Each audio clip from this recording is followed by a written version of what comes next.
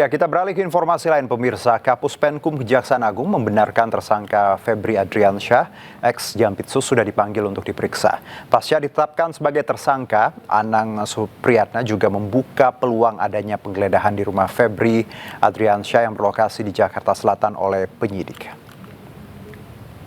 Memang benar hari ini penyerahan dokumen, baik itu dokumen terkait barang bukti cetak ataupun elektronik, juga emas dan uang, baik itu uang rupiah dan mata uang asing, juga tersangka saudara DR, dan juga administrasi penetapan sprindik dan penetapan tersangka atas nama FA. Dan di saat bersamaan juga penyidik Kejaksaan Agung telah memanggil saudara FA untuk diperiksa sebagai tersangka. Terkait dengan bagaimana penggeledahan itu tergantung nanti kepada kepentingan dari penyidik. Yang jelas, sebagaimana saudara ketahui, beberapa tempat sudah digeledah dan didapati beberapa barang bukti. Ya, pemirsa, pengacara Hotman Paris ditunjuk sebagai kuasa hukum ex Jampitsus Febri Adriansyah. Hari ini Hotman didampingi pemeriksaan Febri dan sebagai tersangka di Kejaksaan Agung.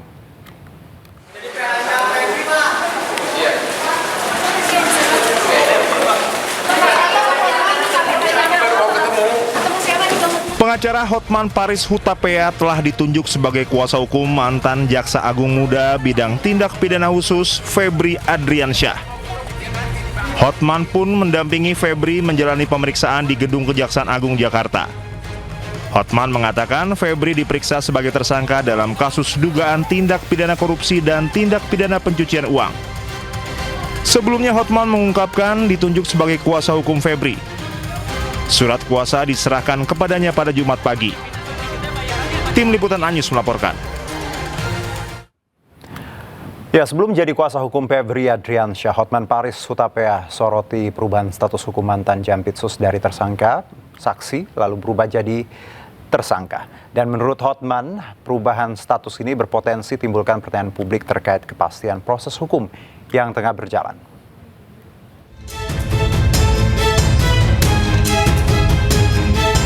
Dalam satu hari, status hukum ex Jampitsus Febri Adriansyah berubah sebanyak 2 kali. Dari tersangka menjadi saksi, lalu diralat kembali jadi tersangka lagi. Rabu sore, Kejagung menerbitkan 3 sprindik baru dan mengumumkan status Febri Adriansyah sebagai saksi.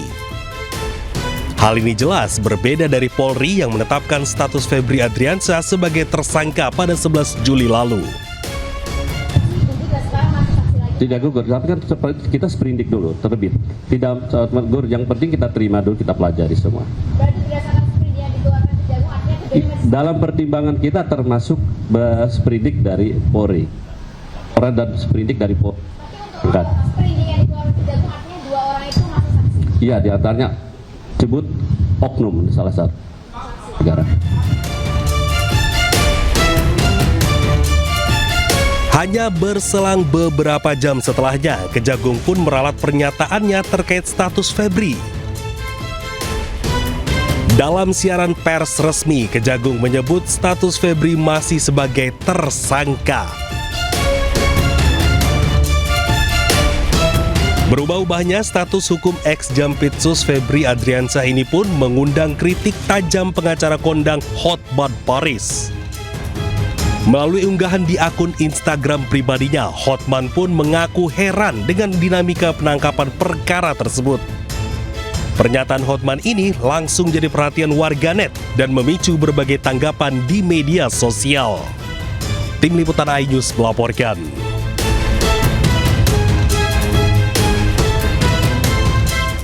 Pemirsa, sebelumnya Presiden Prabowo Subianto meminta evaluasi menyeluruh program akan bergizi gratis.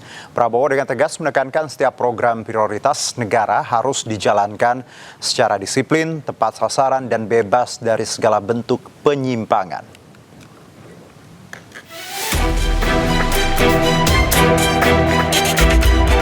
Presiden Prabowo Subianto memimpin rapat terbatas bersama jajaran Kabinet Merah Putih, pimpinan lembaga negara, Panglima TNI, serta para Direktur Utama BUMN strategis di Istana Merdeka.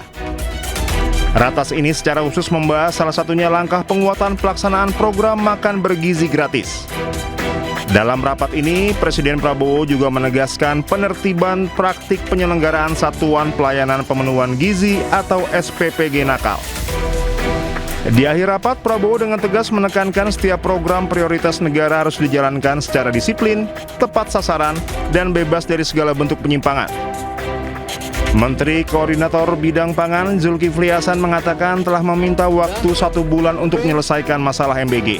Ya, jadi saudara, nomor 2 tadi mengenai MBG akan menyelesaikan persoalan-persoalan yang selama ini menjadi hambatan atau penyalahgunaan. Kami minta waktu 1 bulan, ya, 1 bulan lagi, 1 bulan untuk menyelesaikan, merapikan. Setelah itu langkah-langkah berikutnya kami akan laporkan Bapak Presiden untuk nanti diputuskan, diberi arahan seperti apa keputusan akhirnya. Juhas mengungkapkan pemerintah telah memetakan sejumlah kendala dalam pelaksanaan program MBG. Di antaranya penyalahgunaan program, penetapan titik penerima manfaat, hingga ketersediaan satuan pelayanan pemenuhan gizi untuk mendukung pelaksanaan penyaluran MBG di sejumlah daerah. Pembenahan tersebut merupakan bagian dari komitmen pemerintah memperkuat tata kelola program MBG sehingga pelaksanaannya semakin efektif, transparan, dan mampu menjangkau seluruh penerima manfaat sesuai tujuan program. Tim Liputan Anyus melaporkan. Ya, sementara itu Wakil Kepala Badan Gizi Nasional Agustina Arumsari mengungkap pemerintah tengah mengkaji ulang penerima manfaat program makan bergizi gratis.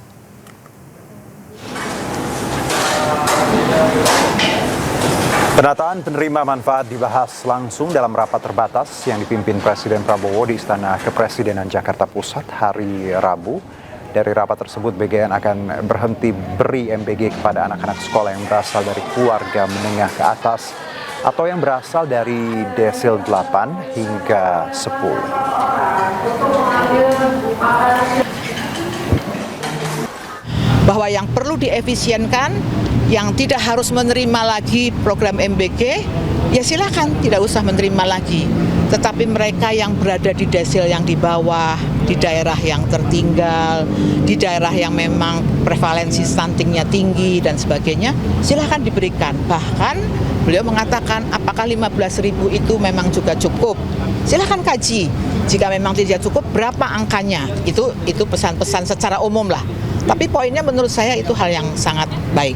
Arahan yang sangat jelas untuk kami kemudian nanti bekerja melakukan pembenahan. Mahasiswa berunjuk rasa di kawasan Patung Kuda, Jakarta. Massa yang datang membawa 3 tuntutan, salah satunya menuntut evaluasi program MBG. Kami teman-teman dari WJ dianggap oleh negara. Bagaimana mungkin? Apakah kalian sedih melihat itu? Ratusan mahasiswa dari berbagai elemen berunjuk rasa di dekat Monumen Patung Kuda Menteng, Jakarta Pusat. Dalam aksinya mereka membawa 3 tuntutan kepada pemerintah, seperti pembenahan sistem tata negara, penyelamatan sektor pendidikan, serta penguatan kedaulatan masyarakat sipil. Massa juga menuntut adanya evaluasi program MBG yang syarat akan banyak korupsi. Ya terpaksa beli Pertamax juga. Jadi ya krisis-krisis yang bertumpuk-tumpuk ini dan harga biaya hidupnya itu naik ya. Jadi kayak makan itu aja sulit buat banyak orang. Itu kenapa banyak sekali yang kayak namanya stunting dan sebagaimananya. Walaupun udah ada program MBG yang katanya bagus kayak gitu, tapi kenyataannya enggak. Program MBG itu banyak buruknya. Karena walaupun itu adalah program yang memang terdengar sosialis, tapi inti dari program MBG adalah ya korupsi. Melalui aksi ini, massa berharap pemerintah dapat menjadikan berbagai tuntutan terkait kebijakan ekonomi dan kesejahteraan masyarakat sebagai bahan evaluasi. Dari Jakarta, Jen Cahyani, Damaru Caksono, iNews melaporkan.